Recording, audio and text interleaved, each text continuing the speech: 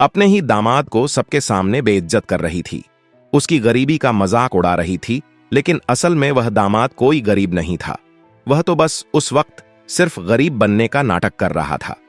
लेकिन जब उसकी सास को उसकी सच्चाई पता चली, तो फिर ऐसा हुआ कि सास ने अपने 7 जन्मों में भी ऐसा नहीं सोचा था। अर्जुन पहली बार सृष्टि के घर गया तो दरवाजा खुद रेखा ने खोला था। साड़ी का पल्लू सिर पर, चेहरे पर सजावटी मुस्कान और आंखों में कुछ टटोलती हुई नजर, जैसे हर चीज को पहले जांचे बिना स्वीकार नहीं करती। लेकिन अर्जुन ने विनम्रता से नमस्ते किया और वहीं दरवाजे की चौखट पर खड़ा रह गया जब तक अंदर बुलाया नहीं गया। उसके कपड़े साधारण थे, हल्की सी सिकुड़ी हुई सफेद शर्ट, ग्रे पैंट और फटे नहीं लेकिन पुराने से दिखते जूते। हाथ में एक छोटा सा मिठाई का डिब्बा था। कोई बड़ा गिफ्ट नहीं, कोई महंगा शोपीस नहीं। रेखा ने संजय की ओर देखकर धीमे से कहा, इतना सीधा साधा है कि लगता है जैसे बैंक में खाता भी खुद के नाम नहीं होगा। संजय ने मुस्कुराकर बात टाल दी, मां बाप नहीं है ना, लड़के ने खुद ही सब कुछ कमाया है, लड़का बहुत मेहनती है। सृष्टि ने जब पहली बार अर्जुन को देखा तो उसे किसी राजकुमार जैसा आकर्षण नहीं लगा, लेकिन एक सुकून था उस आदमी की आंखों में। बातचीत सामान्य हुई। अर्जुन ने कहा, मैं ज्यादा दिखावा नहीं करता, जो हूं, जैसा हूं, वैसा ही दिखता हूं। रेखा ने मुस्कुराते हुए जवाब दिया, बहुत अच्छी बात है, हमें भी सादा जीवन पसंद है। लेकिन जैसे ही अर्जुन चला गया, रेखा ने सृष्टि को अलग कमरे में खींचकर कहा, सुन, लड़का है तो शरीफ, पर देख इसके कपड़े, चाल ढाल और फोन भी कोई 10 साल पुराना है। कुछ तो अजीब है इसमें। सृष्टि ने धीरे से कहा, पर बातों में बड़प्पन था मां। बड़प्पन से घर नहीं चलता, पैसे से चलता है, रेखा ने झल्लाकर कहा। फिर भी रिश्ते के लिए हां कह दी गई, क्योंकि अर्जुन के चरित्र में कोई दाग नहीं था और संजय को भी कोई बड़ा दहेज नहीं देना था। रेखा ने सोच लिया था, शादी के बाद सब काबू में आ जाएगा, पहले बेटी की शादी तो हो जाए। शादी की तारीख पक्की हुई और अर्जुन की ओर से कोई मांग नहीं आई। उसने कहा, मैं सिंपल शादी चाहता हूं, फिजूल खर्ची से परहेज करता हूं। रेखा को लगा, सिंपल बनने की कोशिश कर रहा है, असल में जेब में कुछ है ही नहीं। लेकिन चेहरे पर वही झूठी मुस्कान चिपकी रही। बहुत बढ़िया सोच है बेटा, हमें भी दिखावे से नफरत है। अर्जुन और सृष्टि की सगाई बहुत साधारण ढंग से हुई। रेखा ने हर मेहमान के सामने अर्जुन की तारीफों के पुल बांधे। लड़का तो बहुत ही सुलझा हुआ है, बिल्कुल हमारे जैसा, जमीन से जुड़ा। लेकिन घर में आते ही बोली, हमारी बेटी तो रानी है और ये एकदम भिखारी टाइप लगता है। कई बार सृष्टि सुन लेती थी मां की बातें और अंदर से हिल जाती थी। लेकिन जब वो अर्जुन से बात करती, उसकी सादगी, उसकी शालीनता और उसका अपनापन, इन सब के आगे मां के ताने फीके लगते। एक दिन अर्जुन ने सृष्टि से कहा, सुनो, अगर शादी के बाद कभी तुम्हारे घर वाले मुझे पसंद न करें तो तुम मेरा साथ दोगी? सृष्टि थोड़ी देर चुप रही, फिर मुस्कुराकर बोली, मां का स्वभाव थोड़ा कड़वा है, लेकिन मैं तुम्हारा साथ दूंगी, वादा है। अर्जुन की आंखों में एक चमक उभरी, जैसे उसे किसी अनकहे डर का जवाब मिल गया हो। शायद उसे एहसास हो गया था कि यह शादी सिर्फ 2 लोगों के बीच नहीं, 2 सोचों के बीच है। लेकिन उसे नहीं पता था कि सामने की मिठास के पीछे कितना जहर जमा हो रहा है, और यह जहर शादी के बाद धीरे धीरे उसकी रगों में उतारने की तैयारी चल रही है। शादी सादगी से ही हुई, जैसा अर्जुन चाहता था। न ढोल नगाड़े, न 5 सितारा होटल, न महंगी गाड़ियों का काफिला।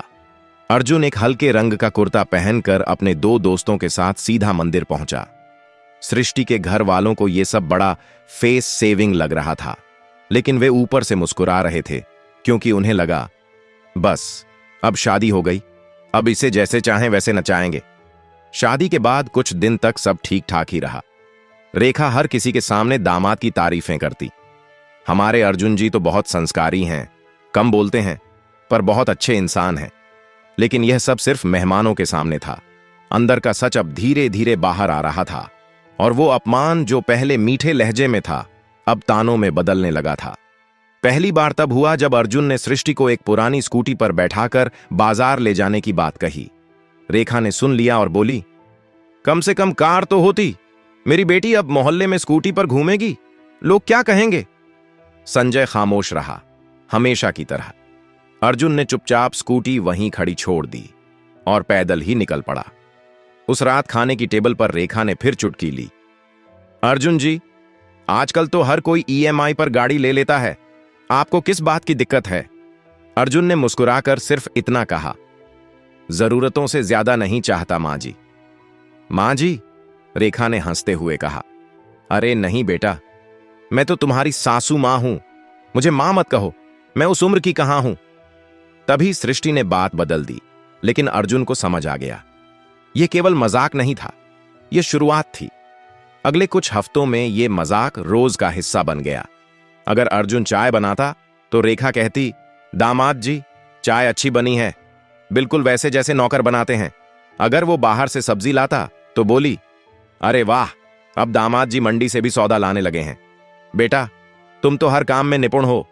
सृष्टि अब समझने लगी थी कि मां क्या कर रही है, लेकिन हर बार कुछ बोलने से डरती थी। कई बार वह अर्जुन को समझाने की कोशिश करती, मां का स्वभाव ही ऐसा है, तुम दिल पर मत लिया करो। लेकिन अर्जुन की चुप्पी अब सन्नाटे में बदलने लगी थी। कभी कभी वो आधी रात तक बालकनी में बैठा रहता, बिना कुछ बोले। सृष्टि पूछती, क्या सोच रहे हो? वो बस हल्के से मुस्कुराता और कहता, कुछ नहीं, आदत है सहने की। फिर एक दिन बात हद से बढ़ गई। रेखा की सहेली घर आई थी। बातों बातों में उसने पूछा, दामाद जी कहां काम करते हैं? रेखा ने हंसकर कहा, अरे कोई बड़ी कंपनी में तो नहीं है, कुछ अपना सा काम करते हैं, वो भी बस ऐसे ही टाइम पास। अर्जुन वहीं पास में खड़ा था। उसने सब सुन लिया। चेहरे पर मुस्कान बनी रही, लेकिन उसकी आंखें पहली बार नम थीं। उस रात उसने सृष्टि से कहा, अगर तुम्हें लगे कि तुम्हारा फैसला गलत था तो मैं बिना कोई सवाल किए यह घर छोड़ दूंगा। सृष्टि कांप गई। नहीं अर्जुन, मेरी लड़ाई अब सिर्फ मां से नहीं, अपने आत्मसम्मान के लिए है। मैं तुम्हारे साथ हूं। अर्जुन ने पहली बार सृष्टि का हाथ थामा और बस इतना कहा, ध्यान रखना, बहुत कुछ सहा है, अब हर बात का जवाब मिलेगा, लेकिन मेरे तरीके से। उस रात के बाद अर्जुन कुछ और ही हो गया था। वो अब पहले जैसा शांत नहीं था, लेकिन शोर भी नहीं करता था। वो चुप था, पर अब उसकी खामोशी में तटस्थता नहीं, इरादा था। घर में तानों की बारिश वैसे ही चलती रही, लेकिन अर्जुन अब उन्हें गिनने लगा था। हर ताना, हर कटाक्ष, हर निगाह का अपमान, वो एक एक शब्द अपने दिल पर नहीं, दिमाग में दर्ज कर रहा था। एक दिन रेखा ने संजय से कहा, तू सुन रहा है ना? ये अर्जुन रोज सुबह 9 बजे बाहर जाता है, पर बताता कुछ नहीं। नौकरी करता है या बस घूमने जाता है? संजय ने कहा, पता नहीं, पर लड़की ठीक है, सुखी है तो चलने दो। लेकिन रेखा को चैन कहां था। उसने अपनी छोटी बहन से कहा, अब तो शक होने लगा है कि ये लड़का कहीं बीपीओ में काम करता होगा, वो भी किसी और के नाम से। बातें अब मोहल्ले भर में फैलने लगी थीं। दामाद कहीं से आया है और शादी में भी तो कुछ नहीं लाया था, कोई जॉब नहीं है इसके पास। अर्जुन रोज निकलता था, पुराने कपड़े, वही पुरानी स्कूटी। पर एक दिन सृष्टि की सहेली ने उसे देखा और तुरंत सृष्टि को फोन किया, तुम्हारा पति जिस ऑफिस में जाता है वो तो पूरे शहर का सबसे बड़ा टेक पार्क है और अर्जुन को वहां सब सर कहकर बुलाते हैं। सृष्टि अवाक रह गई। उसने अर्जुन से कुछ नहीं पूछा। अगले दिन खुद उसके पीछे पीछे निकल गई। वो पहुंचा स्पारेक्स टेक प्राइवेट लिमिटेड के मेन गेट पर, एक भव्य ऑफिस बिल्डिंग, जहां की सुरक्षा भी 5 स्टार होटल जैसी थी। गेट पर खड़ा गार्ड अर्जुन को देखकर सीधा झुक गया। Good morning sir. अंदर जाते ही एक महिला असिस्टेंट ने कहा, सर आपकी मीटिंग 11 बजे है, क्लाइंट्स आ रहे हैं सिंगापुर से। सृष्टि को यकीन नहीं हुआ। वो उसी आदमी को देख रही थी जिसे उसकी मां भिखारी कहती थी। एकदम सीधा खड़ा, आत्मविश्वास से भरा, लेकिन चेहरा वहीं शांत। सृष्टि समझ नहीं पाई ये सपना है या वो ही सच्चाई है जिसे अब तक सबने झूठ माना था। शाम को अर्जुन जब घर लौटा तो सृष्टि चुपचाप उसके सामने बैठ गई। सच बताओ अर्जुन, तुम कौन हो? अर्जुन ने बहुत देर तक कुछ नहीं कहा, फिर धीमे से बोला, मैं वही हूं जो तुम्हारे दरवाजे एक डिब्बा मिठाई लेकर आया था। फर्क सिर्फ इतना है, तब मैं इंसान की पहचान ढूंढ रहा था, अब मुझे अपने अपमान का हिसाब देना है। फिर उसने पूरी कहानी बताई। कैसे उसने गरीबी से लड़कर खुद की टेक कंपनी खड़ी की, कैसे उसकी कंपनी आज 500 से ज्यादा लोगों को रोजगार देती है, और कैसे उसने जानबूझकर अपनी पहचान छुपाई, क्योंकि मैं चाहता था कि जो लड़की उससे शादी करे वो मुझे मेरी सादगी के लिए अपनाए, मेरी दौलत के लिए नहीं। और तुम उस पर खरी उतरी सृष्टि। मैंने ये बेइज्जती अब तक सिर्फ तुम्हारे लिए सही है, वरना किसी की इतनी औकात नहीं जो अर्जुन पर उंगली उठा सकें। सृष्टि की आंखों में आंसू थे। मां ने जो किया वो मैं कभी नहीं भूलूंगी, लेकिन तुम्हारे साथ अब एक भी ताना नहीं सहूंगी। अर्जुन मुस्कुराया, पर इस बार उसकी मुस्कान में दर्द नहीं था, आग थी। अब वक्त है उन्हें दिखाने का, असली भिखारी कौन है और असली मालिक कौन। अब अर्जुन बदल चुका था, लेकिन बाहर से नहीं, भीतर से। वही शांत चेहरा, वही नरम आवाज, लेकिन अब हर मुस्कान के पीछे एक हिसाब पल रहा था। हर सुबह वो उसी पुरानी स्कूटी से निकलता था, लेकिन अब उसके पीछे सृष्टि की चुप स्वीकृति और एक मजबूत साथ था। रेखा अब भी उसी रफ्तार से ताने मार रही थी। हमने तो अपनी बेटी की जिंदगी खराब कर दी, न गाड़ी न स्टेटस, और ऊपर से बोलता तक नहीं। लेकिन अब वो ताने हवा में नहीं जा रहे थे। हर ताना, हर शब्द अब अर्जुन की अगली चाल तय कर रहा था। और बस अब अर्जुन ने पहला गेम खेला। एक शाम संजय अचानक घबराकर आया। रेखा, मकान मालिक का फोन आया है, किराया डबल कर रहे हैं। बोले, नया मालिक है। रेखा चिल्लाई, कौन नया मालिक? कुछ दिन बाद पता चला मकान का नया मालिक अर्जुन है। वो सबके सामने नहीं बोला, कोई घोषणा नहीं की, बस संजय को शांत स्वर में एक कागज दिया। ये नई रसीद है, अगर आप चाहें तो 1 महीना समय ले सकते हैं मकान छोड़ने के लिए। रेखा का चेहरा सफेद पड़ गया। तू हमें बेघर करेगा? अर्जुन ने मुस्कुराकर कहा, मैं तो बस आपकी शर्तों पर जी रहा हूं माँ जी, आपकी ही दुनिया में, आपकी ही भाषा में। उधर रेखा की बहन का बेटा रवि स्पारएक्स टेक में नौकरी की कोशिश कर रहा था। इंटरव्यू वाले दिन रवि को टेबल के उस पार अर्जुन दिखा। रवि का रंग उड़ गया। अर्जुन ने सिर्फ एक सवाल पूछा, अगर तुम्हारा बॉस गरीब कपड़े पहने तो क्या तुम उसका अपमान करोगे? रवि ने घबराकर जवाब दिया, नहीं, बिल्कुल नहीं। अर्जुन ने सिर झुकाया और कहा, तुम्हारा टेस्ट हो गया, जाओ, हम तुम्हें सिलेक्ट नहीं कर सकते। रवि लटका हुआ मुंह लेकर चुपचाप वहां से चला गया। लेकिन तभी अर्जुन ने तीसरा गेम खेला। अर्जुन ने कंपनी की सालाना CSR मीटिंग एक लोकल टाउन हॉल में रखवाई। रेखा और संजय को भी आमंत्रण भेजा, लेकिन एक आम आदमी की तरह VIP गेट से नहीं। वो खुद स्टेज पर नहीं गया, बस पीछे बैठा रहा। कंपनी का नाम बार बार बोला गया, स्पारएक्स टेक, फाउंडेड बाय अर्जुन।